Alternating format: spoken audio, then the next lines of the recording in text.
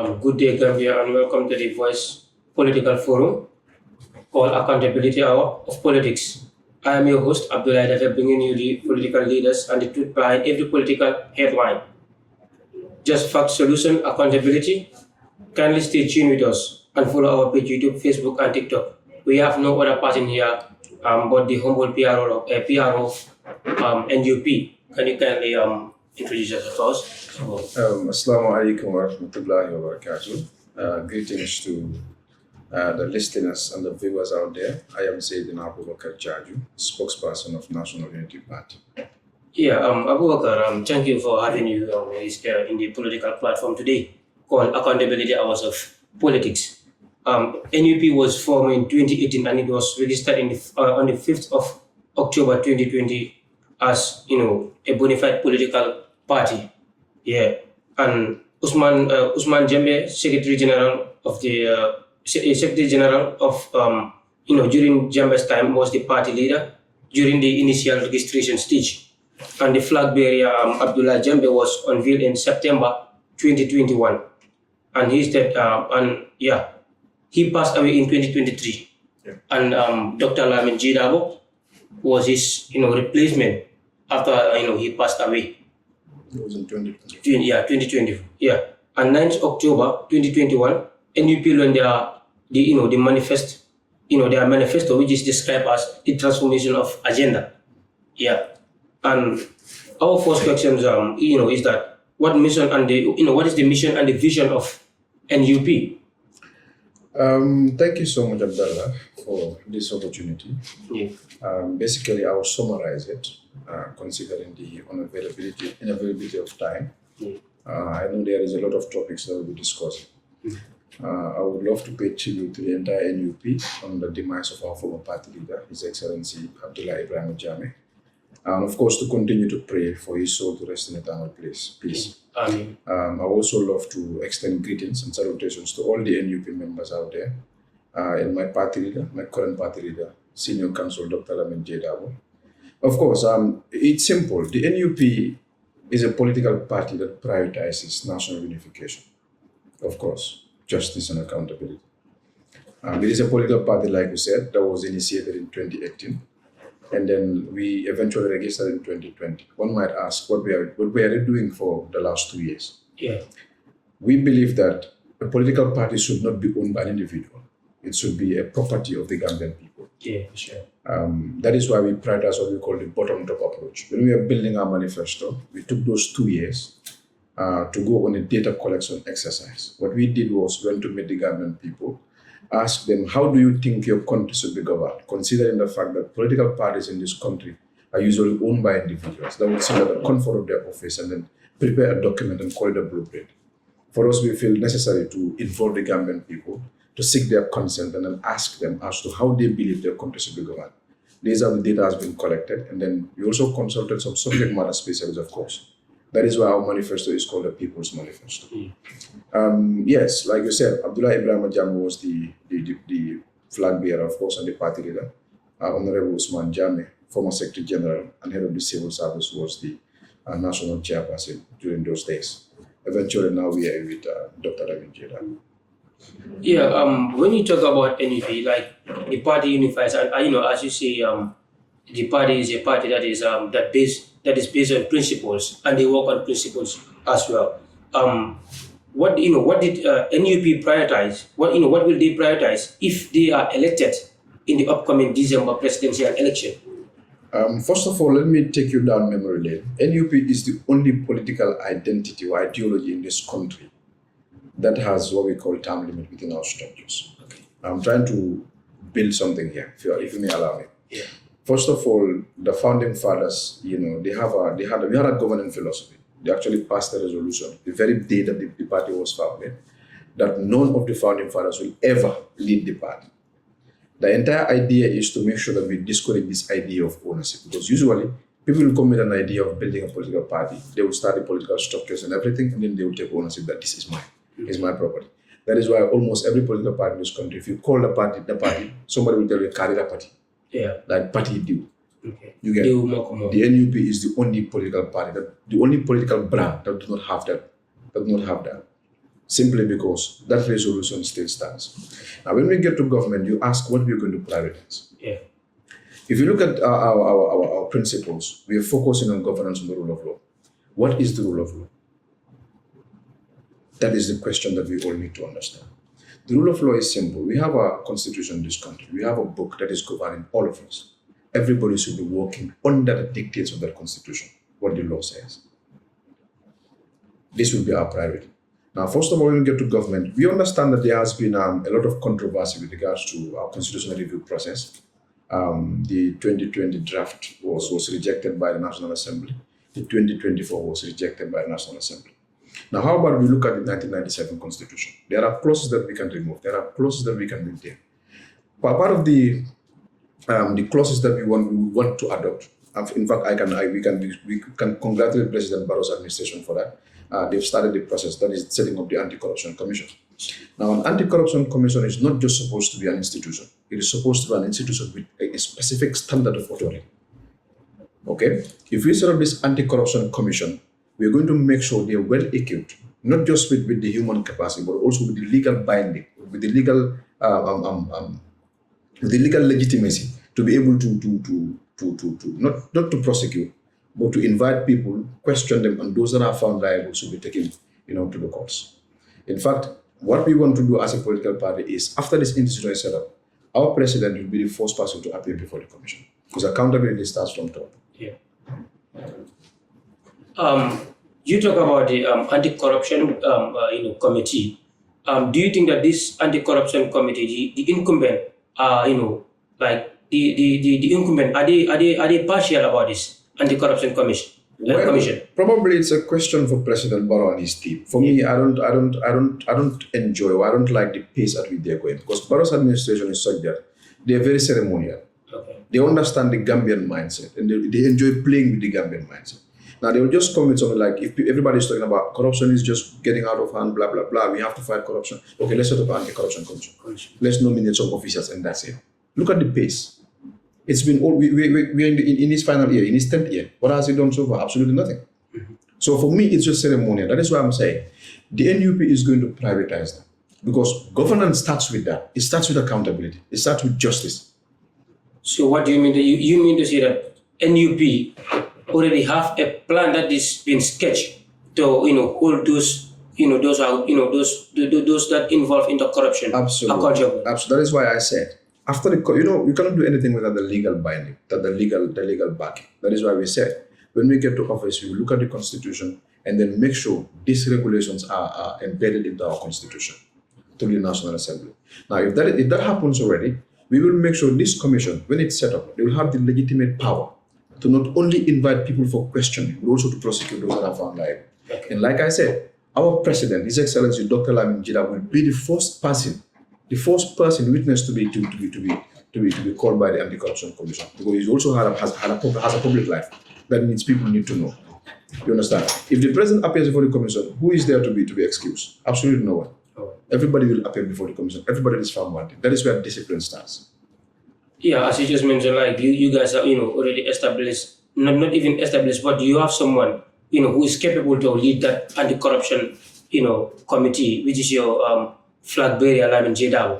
And coming to this Gambia, almost 11.5% of the youths are unemployed, as we all see, and I think this is why most of them are venturing in this illegal migration. Did NUP have any plan for the youths of the Gambia? Our plan for the youths of this country is enormous. Let's take it one step at a time. First of all, anyway, to commend the president, the current government again, for bringing in the TVET, let's say for empowering the TVET institution. That is something that the NUP really look at, vocational training. We cannot continue, training job seekers. We'll have to train job creators. These are people that after training, you cannot just train them and leave them there. Okay? There has to be a specific microfinance project that will be supporting these people. An entrepreneurship skill sort of. Like immediately after they're trained with the various skills that they require, you give them the necessary funding to start their project. You don't only give them the funding and then sit back. You give them the funding and then supervise. Make sure that they succeed in whatever they're doing. Imagine today, if I am into that vocational that vocational skill training institution. I learned how to do, let's say, metalwork, welding, for example. Then I'm qualified. I got the necessary certificates. I'm empowered by the government, given the resources that I need. How many people am I going to employ? It is going to close the unemployment gap. That is one. Secondly, let's look at what the youths need. In this country, there's what we call sports. Sports is a very lucrative business nowadays. Our government is not doing enough. They're not investing enough in sports, for sporting activities. The NUP said, we will make sure at least every district, if that is too much, because at some point you have to look at the short-term and long-term plan, but we will make sure every region has its own stadium, a very good one, where youths can go and do their activities, especially when it comes to football and other sporting activities. We'll make sure we empower the federation. We'll make sure that we empower the ministry to make sure that at least everybody that is participating in the sport is able to realize their potential to the fullest. Not just with regards to the resources to play, but also to be paid, to be rewarded handsomely, to be able to kind of like at least, take care of themselves. These are some of the things that the NUP will look at. And of course, let's look at the agriculture sector as well. I know we will get there subsequently, but it is an opportunity for the young people as well. There is a lot of young people that are involved in agriculture, but the funding is not there. The support is not there. Because just currently we have seen thousands of students, that graduated from the university. But of course, this is a question mark to our government and all the opposition parties as well. That those that graduated recently, is there any job that awaits them there? No, the reality is, Abdallah, the government can't employ everybody. Yeah. We've got to accept that fact. That is why we say we should prioritize creating job creators than job seekers. Now, one thing the NUP also would do is this the public-private partnership. Like, give them incentives. Give investors the incentive to invest in the Gambia. Like, for example, an investor that wants to build a factory in the Gambia, give that person the opportunity to build a factory in Piang, for example, where there is vast land to be able to establish this. Give them certain incentive like reduction in taxes and all of that. But then you give them conditions that in this project, you're going to employ at least 1,000 or 2,000 youths. It is still going to close the unemployment gap. It's also going to create a new economic hub in that area. Like real estate owners can go there, other investors can go there because there is already a wide range of economic activities. This will ease, the traffic congestion within the commerce. It will also, close the unemployment gap as well. Of course, like I said, if these youths are empowered to the fullest, at any given time you graduate from the university, there are vast opportunities for you to venture into. So, of course, it becomes a responsibility for the government to make sure we get all these avenues for young people. Yeah, I'm coming to that because discussions have emerged in the Gambia about the ongoing coalition negotiation. I think they have already three sessions. Three sessions. Since last month or now, 3 sessions have begun. And are you guys willing to take part in the ongoing coalition negotiation? Is NUP really willing to take part? And in which conditions are you guys willing to take part? Which of the coalitions exactly? Because we have all heard that negotiation is ongoing to form a coalition because we have realized that the December 2026 presidential election is going to be a very tough time for the oppositions, as we heard from our president. So we have heard that discussion is going on to form a coalition like 2016. The issue is, Abdallah, there are three coalition platforms, at least. Yeah, 3 coalition platforms that I know of. Yeah. It could have been 4, but we understand that the Coalition for System Change and PAC, they've signed a memorandum. Now it's an MOU, it's been embedded as one. We have the Apex as well. And then this new coalition will be the ADD that you're asking about. I understand that's what you're talking about. Now, for us, the NUP, we didn't participate in the ADD coalition platform. Okay. Not because we don't want to, but because we didn't see the need to. Now, we already have at least 2 coalition platforms that are ongoing. The idea is to bring the opposition together. Why not we find a way of integrating these 2 coalition platforms than starting a new one? It wouldn't make sense. The only political parties that are in the negotiation at either the Apex or the CSA PAC are the same opposition political parties that are going into the ADD platform. So it wouldn't really make much sense for the ADD to start a new platform when there is already 2 existing platforms. Whatever ideas that you have, you can bring it on board. We see how best we integrate these platforms together. Because in the end, what we need is a strong coalition that will defeat the incumbent, not just to defeat the incumbent, but a coalition that can usher the Gambia into a new door. System change. That is what this country needs. We need system builders, not just any coalition platform for convenience sake. The NUP is not going to get into any form of alliance or coalition, whatever, with any party for the sake of convenience. You would not do that. Our interest is not for our cause. Our interest is for the Gambia. And it is very much clear that what the Gambia needs right now is not just a regime change. What we need is system change. The system is the enemy, not President Barrow, not any other person who's working under him. It is the very system that is empowering them to do whatever they're doing. We've seen what the police are doing to our young people. We've seen how much corruption has engulfed our public life. It has to do with the system. Nobody cares about anything because they already know that whatever you do, you go scot-free with it. That is the system empowering them to do that. Now, it is the very enemy that we are supposed to fight against. That is why the NUP is saying whatever coalition platform we're going to involve on is going to be a platform that is going to bring together system builders.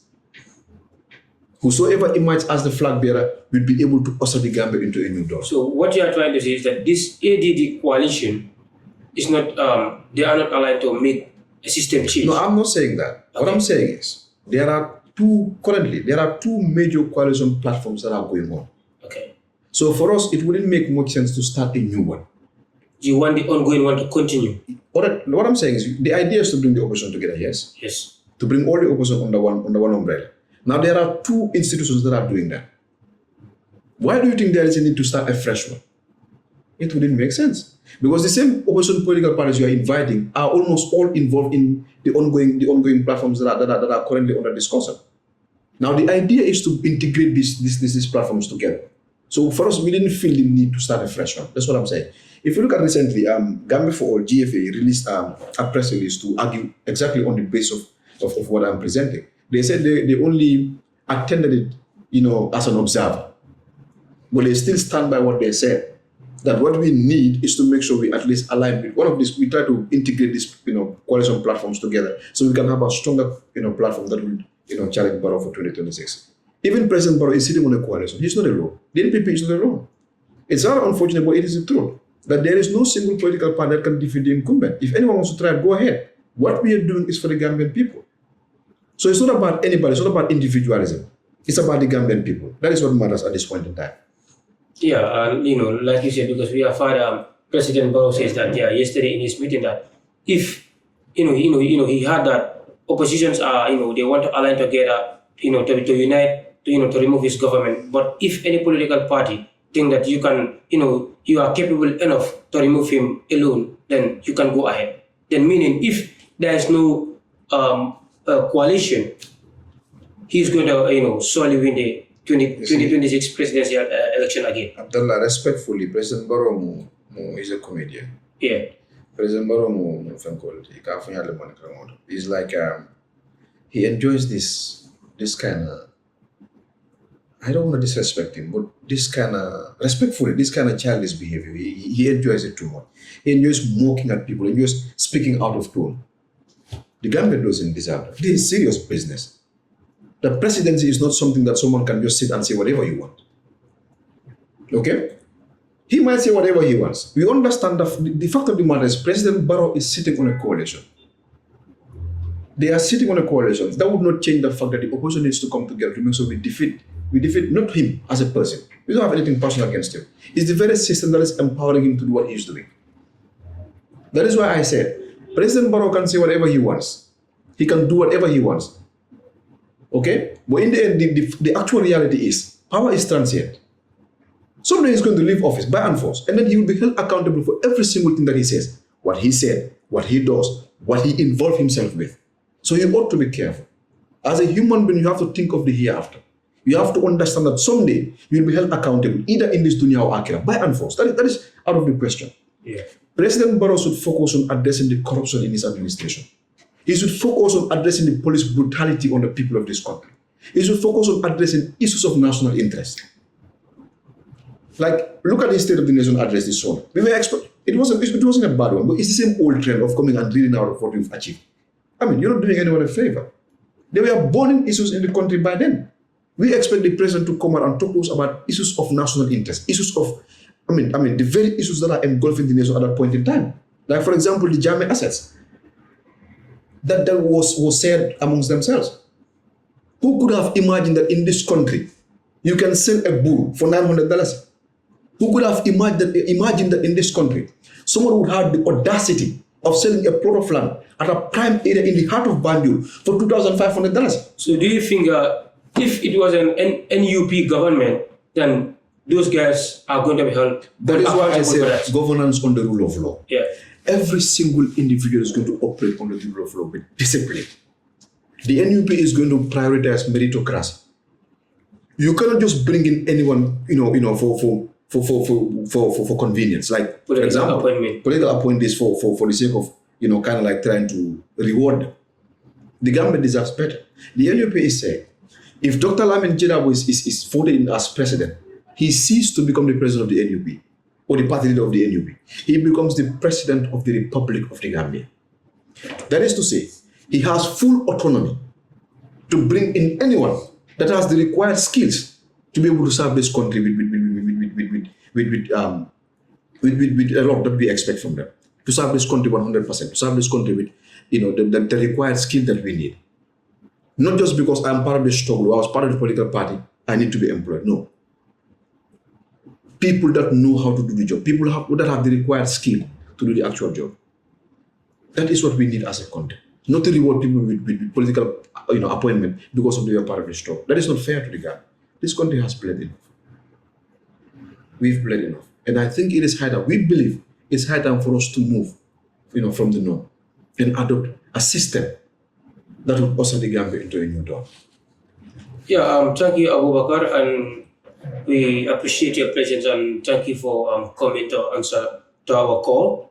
And we hope you guys try to implement in whatsoever is in your agenda in the 2026 presidential election. If your party, NUP, is elected as the President of the Republic of Gambia. Thank you so much, Abdullah, for having me. It's a pleasure coming here. And again, my final pitch to the Gambian people, vote wisely. The voter registration process is going on. Go and get your voter's card. That is your voice. President Barrow is doing whatever he wants to do because he has absolutely no iota, he has absolutely no idea what is going on. He made that clear from inception that I do not know. And in fact, he is right. The revelation of what happened with former President Jammeh's assets was a testament to that. During his statement, he made it clear that he didn't even know that these things are happening. And he still doesn't know. President Barrow has no business being in our state house. He has to go, whatever it takes. But he cannot just go because we want him to go. Okay. He has to go because we have a plan in place. That is why we are advocating for system change. Listen to your party leaders. Listen to political leaders that are preaching, that are speaking to you. Of course, coalitions will come. The way the things are going, it's highly unlikely that there's going to be only one coalition platform. It's very highly unlikely. That is a fact. We cannot hide from the reality. Whatever coalition platform that comes, listen to those leaders, what they are preaching. What we need as a country is system change. What we need as a country is system builders that can usher the Gambia into the dreamland. We cannot do that without collaboration. We cannot do that without the votes of the Gambian people. So 2026 is a vote of no confidence against President Barrow, and of course, a vote for system change. Thank you. Yeah, thank you, Abu Bakar. It's a pleasure to have you here. You are listening to The Voice Online TV. Kindly follow, share, and share our videos, YouTube, Facebook, TikTok as well. Thank you. Good day. Have a nice day.